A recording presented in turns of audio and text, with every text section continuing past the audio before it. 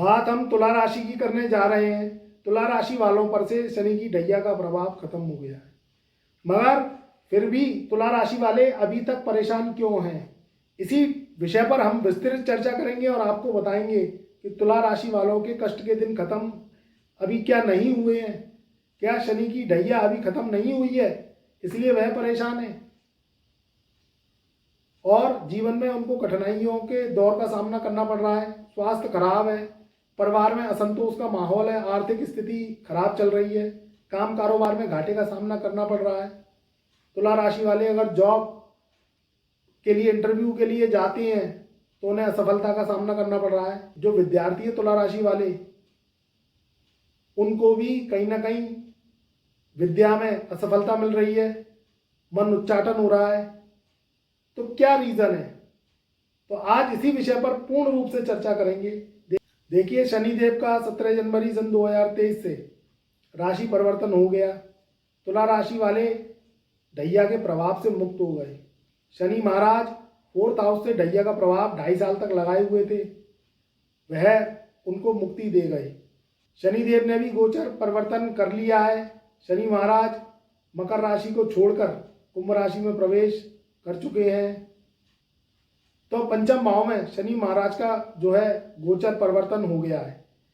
तो तुला राशि वाले आर्थिक कष्ट से जूझ रहे हैं और मेरे पास कमेंट भी आते हैं कि गुरुजी हम अभी भी परेशान हैं, क्या हमारी ढैया खत्म नहीं हुई है। तो मित्रों, ढैया का प्रभाव तो आपके जीवन से खत्म हो गया, मगर जब भी कोई ग्रह राशि परिवर्तन करता है और उसमें विशेष रूप से शनि महाराज जो कि कर्म फलदाता न्यायाधीश जब राशि परिवर्तन करते हैं तो उनका जो राशि परिवर्तन का प्रभाव है ये कुछ समय तक रहता है।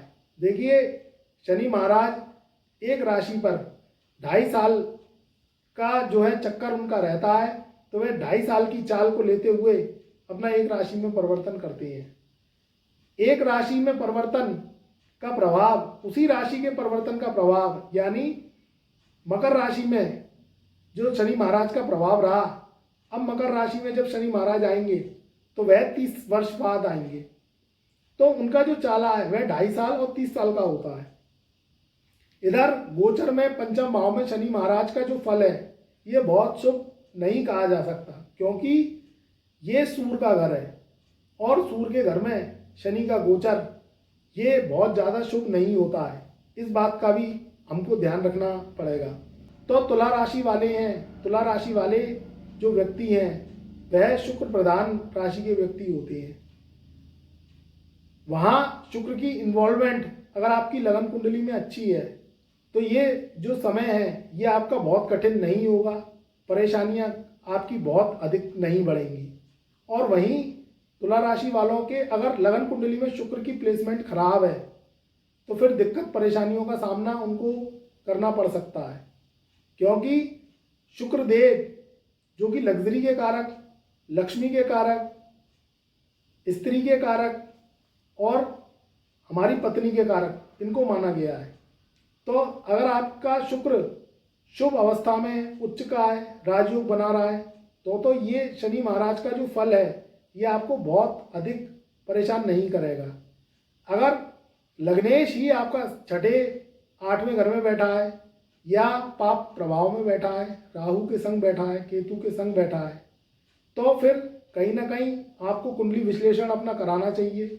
कहीं ना कहीं आपको कुंडली विश्लेषण कर कलयुगी उपाय करने चाहिए, जिससे ये जो शनि महाराज का फल है ये आपके जीवन में शुभता दे सके।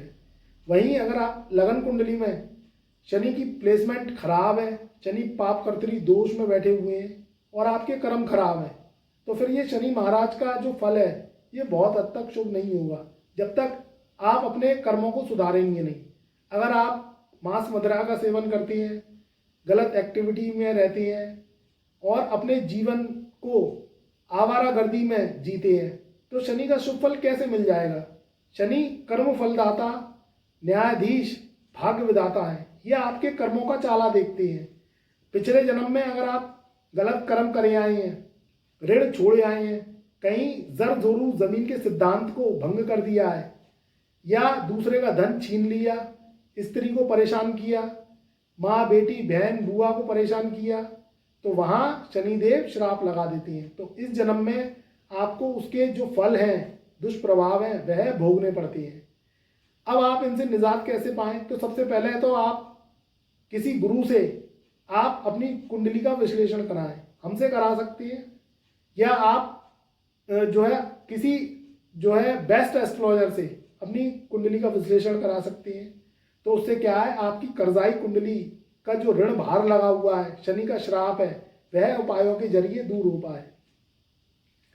क्योंकि अगर आपकी कुंडली में पितृदोष लगे हैं, कालसर्प दोष लगा है, ऋण लगे हैं, शुक्र राहु की युति है, शनि राहु का प्रेत श्राप है, या कोई ऐसे दुर्योग लगे हुए हैं जो शनि को कुपित कर रहे हैं, तो जब तक उनका इलाज नहीं होगा, कलयुगी उपाय परहेज नहीं होंगे, ऋण भार खत्म नहीं होगा, तो शनि और राहु आपको परेशान करते रहेंगे।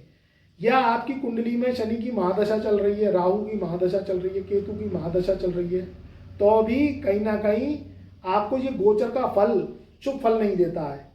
आपकी ढैया उतर गई है, नो प्रॉब्लम, कोई दिक्कत नहीं है, मगर मैंने बताया कि जन्म कुंडली का विश्लेषण आवश्यक हो जाता है। क्योंकि अगर राहु केतु शनि की दशा चल रही है, या आपका शुक्र वीक है, या शनि कहीं ना कहीं पाप कर्तरी दोष में बैठा हुआ है, श्राप लगा के बैठा हुआ है, तो उसका उपाय इलाज करना बहुत ही आवश्यक हो जाता है। शनिदेव जितना पूजा पाठ से प्रसन्न खुश नहीं होते, उतना आपके सत्कर्मों से प्रसन्न होते हैं, कलयुगी उपाय से प्रसन्न होते हैं। जो शनि के उपाय हैं, उनके जो कुंडली आप अगर दिखवाते हैं, उनके उपाय करते हैं, तो अगर आपने वह उपाय रेमेडीज कर ली, तो शनि के भार से आप मुक्त हो जाते हैं और आपका जीवन जो है सुख संपन्नता की तरफ आगे बढ़ता जाता है। अपने कर्मों को सत्कर्म में अपने कर्मों को ठीक रखिए, मांस मदिरा के सेवन से दूर रहिए, अय्याशियों से दूर रहिए, और दूसरे का धन छीन झपट करना बंद कर दीजिए।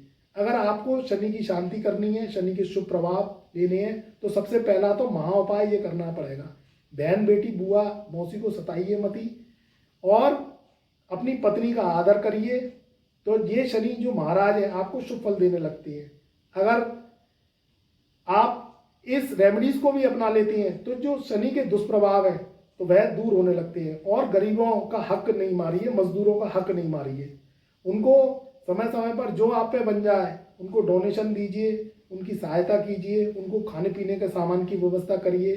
लूले लंगड़े अपाहिज और जो निरंध अंधे व्यक्ति हैं उनकी सेवा भाव करिए। जो आप पे बन जाए तो उससे शनि महाराज खुश होते हैं, प्रसन्न होते हैं, और आपके जीवन में सुख समृद्धि और खुशहाली लेकर आते हैं। तो कर्मों को सही करना, सदाचरण में रहना, ये कलयुग में तुला राशि वालों के जीवन में अगर उन्हें तरक्की चाहिए तो बहुत जरूरी है।